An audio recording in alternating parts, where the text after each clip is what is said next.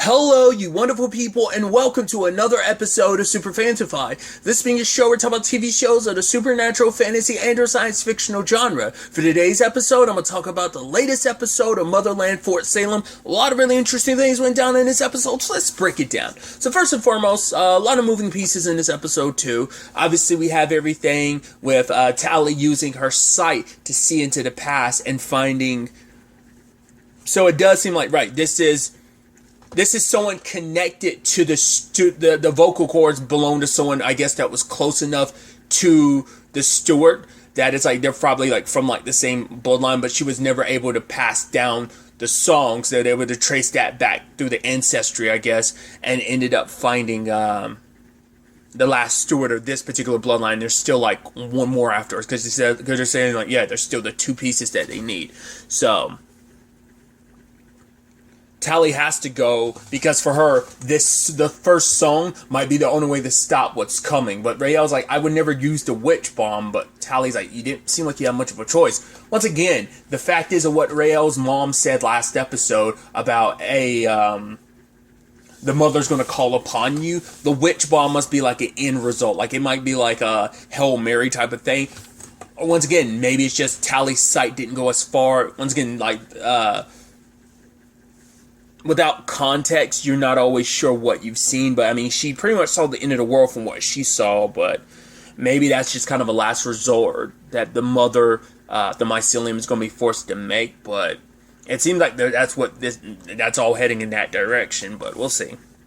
I did think it was cute when, Tally was like, yeah, I've seen how this all plays out. I'm going to walk out the door solo. And Ray was like, wait, did you literally just look into the future to see, like, the end of this argument? And it's like, has she been doing that before? And Abigail being like, yeah, it's annoying, right? And then, like, when you want her to see something, she's like, oh, no, it's hazy. I don't think I can see anything. She's like, that's never happened. And, like, it's so nice to have them, like, all back together again. It's like, they just got back together, and now they kind of have to split up again, you know?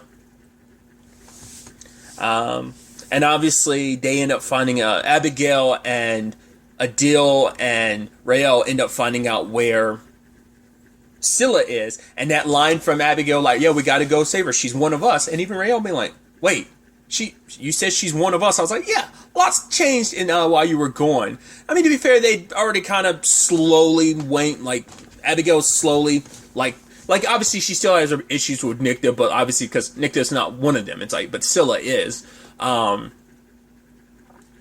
I love that. It's just like, but basically she has like a soft spot for shitbirds, and it's like, oh, it is beautiful to see like just how much these relationships have changed and seeing them come, not even full circle, like how much they've gone like 180 from what they were, and just to be, how much Abigail's grown, and just like how, like her in the past never would have like accepted someone like Scylla. Obviously her in the past never would have accepted Rael. This episode also reminded me, I was like, all right, Rael's the medic of the team. I completely forgot about that.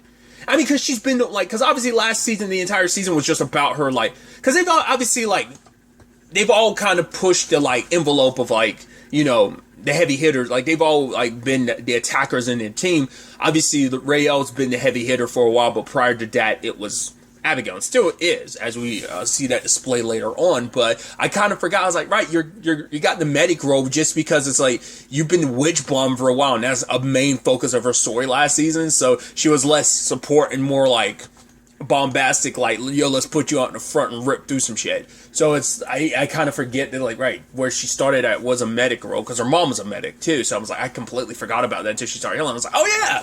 Which is also, we learned the dark side of things, where it's like the fixers aren't allowed to come onto the battlefield, which is like, once again, they don't want witches to survive this battle. They want it to be a slaughter on both sides. They want to basically, if they kill the witches in the session, cool, the humans are going to come in and wipe out any witches that survive from the army.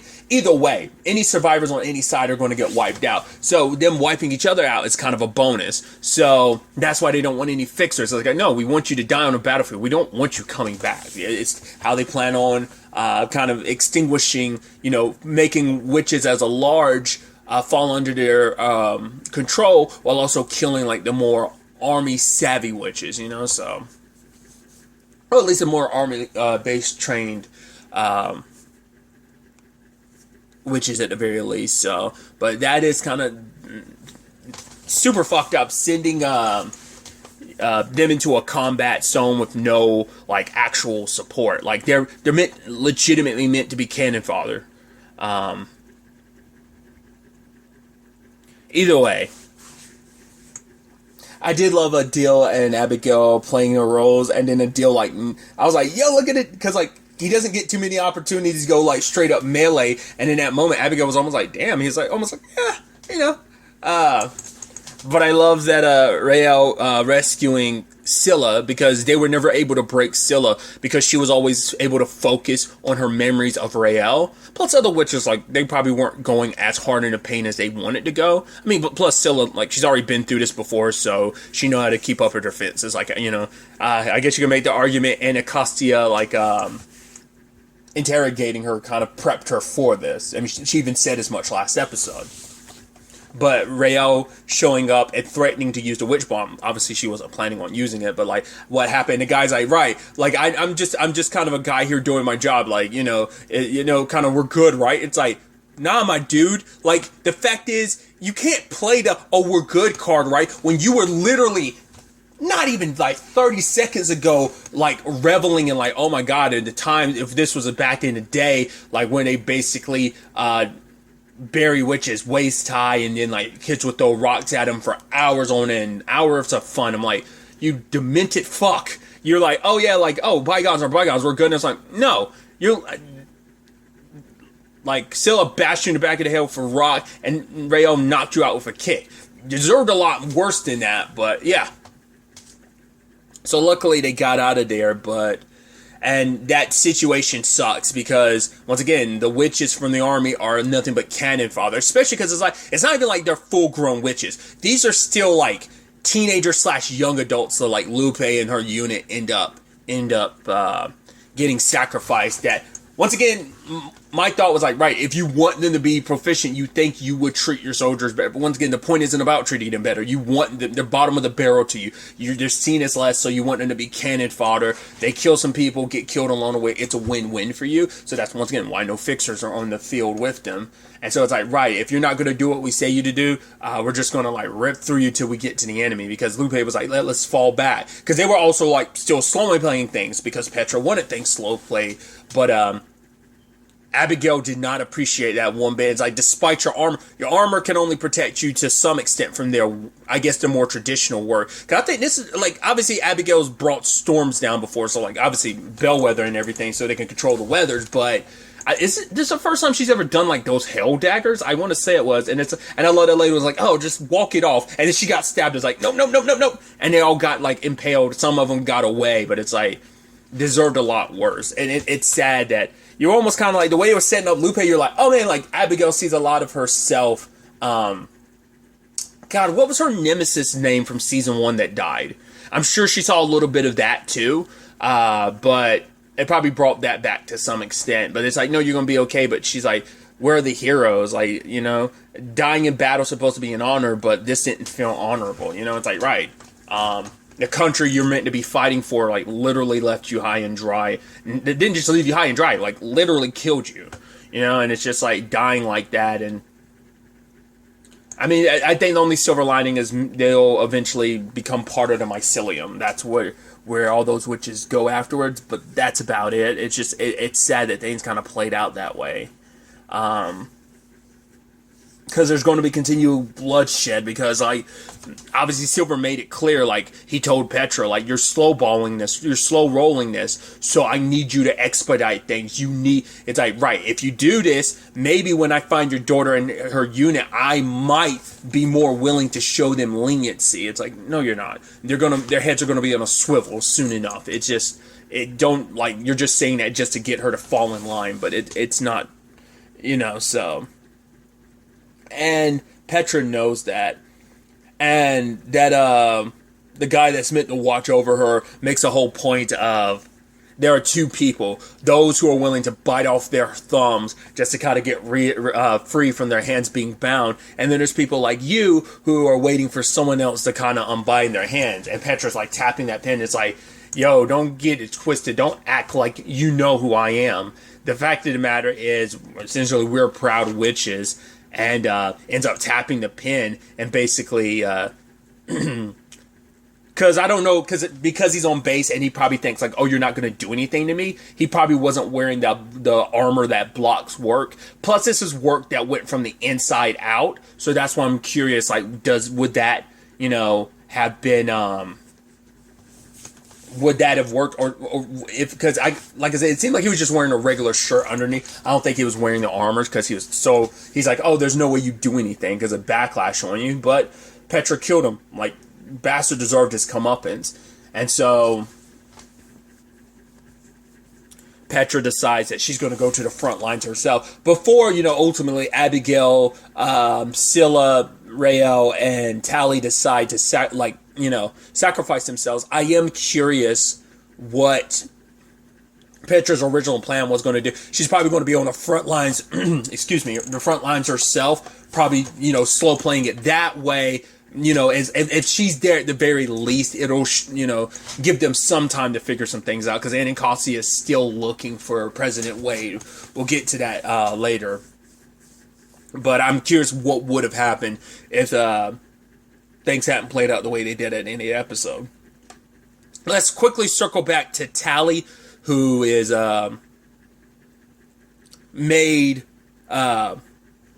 Alder make a promise that, like, no matter what happens, if something happens to me and I don't make it out of here, you got to pass the song. You got to take the first song back. But she's like, if I go back, your unit will not believe me. They'll blame me. And it's like, well, no matter what, it's like, this song matters most of all. Because she's like, I believe you. I believe this song could be the resolution to a lot of stuff. Not only just everything going on, but also potentially stopping the future she saw.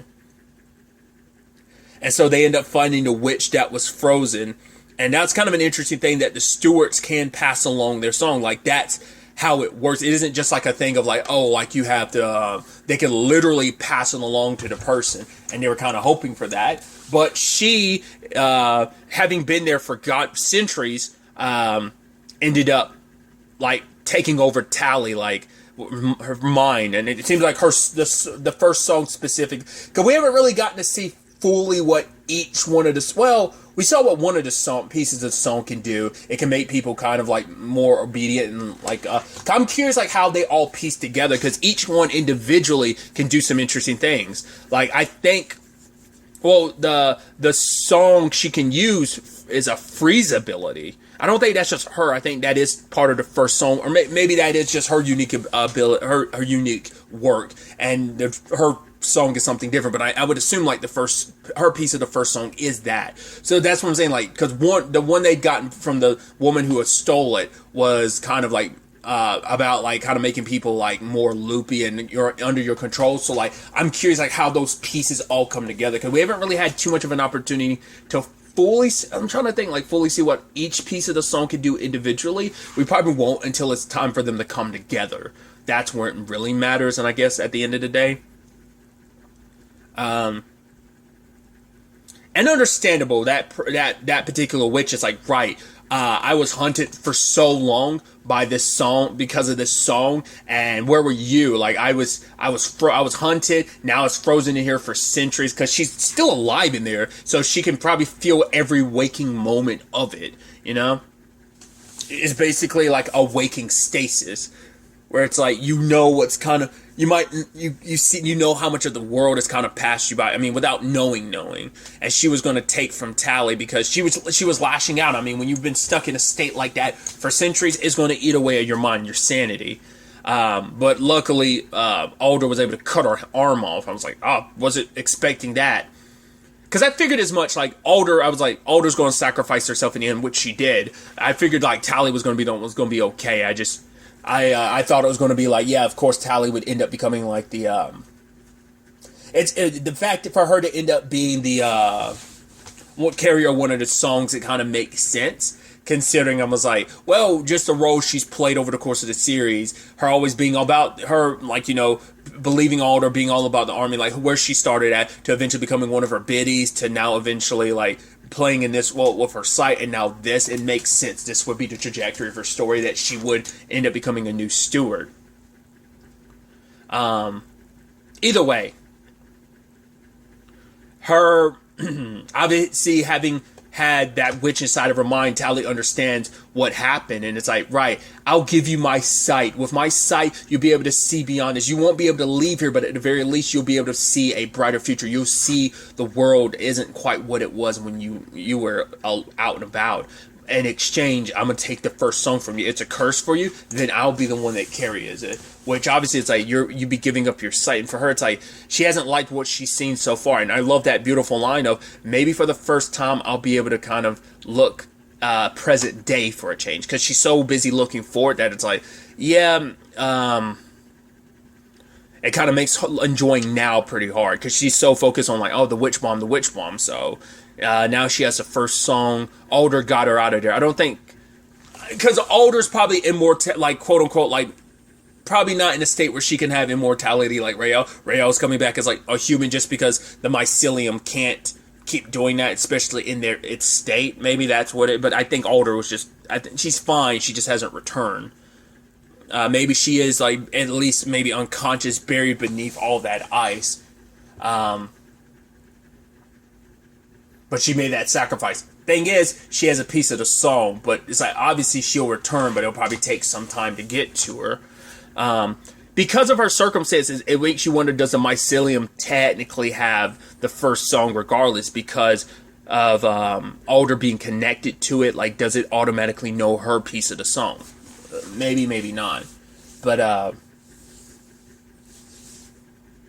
there's that situation. Then there's the whole picking up with Anacostia confronting Nicta, and Nicta's got her own little small army, but it's like, yeah, you really call this an army in the grand face of like everything that's going on. Anacostia needs her help finding Wade, but understandable, like, Nicta would never, she's not too keen on this idea that it's like, right, you're putting all your faith in a human to save the day. And it's like, and even if she does, even if she's not dead, you have to begs the question, the marshal ran off with her, but why haven't they returned? Like, why are they still in hiding? Like, something must have come up. I'm just not sure what.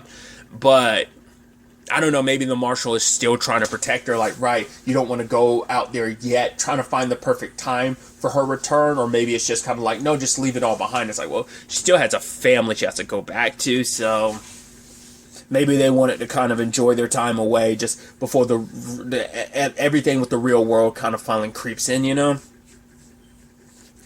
Either way, maybe we'll get answers to that soon enough, but for Nicta, it's like, right, we're relying on a human, and the moment she gets back in power, what's going to happen? Yeah, this is going to stop for now, but it's not going to stop the greater thing of, yeah, this will stop it for now, but hate, as we've seen, even before the Camarilla existed, there was always hate when it came to those who were different, the witches. So it's like, yeah, that's just, it's going to go back to status quo, which, obviously, that's why she started the spree. She didn't like the status quo. So what's going to really be different this time? For Anacostia, it's like, for once, be a part of putting out the fires instead of watching them spread. She's always been so caught up in like kind of spreading the chaos, and that was her way of fighting back against the system. But it's like, right, the world is burning down right now. Help put out some fires for a change, you know. And I think that did, you know, because it's like, right, your way of handling things isn't going to make things better. It's like, right, this is a storm coming, and a full-blown hurricane, and where you stand in the grand scheme of things on your own, you're kind of not more than a gust of wind, but you have to come together. So I love that. As Anacostia was leaving, there was a balloon thing. I was like, classic spree thing. I'm like, bringing that back. But, you know, Nicta's willing to help. It's like, right, wherever Wade is, if she's in the session, we'll find her. There's no way she can hide from me. So her and the others willing to help now. So because Nicta has always kind of been on, like, she kind of left to kind of do her own thing, because I guess it was like, right, she was getting her own militia, her own spree together. Once again, we don't even know, like, how much of the remnants of the spree left.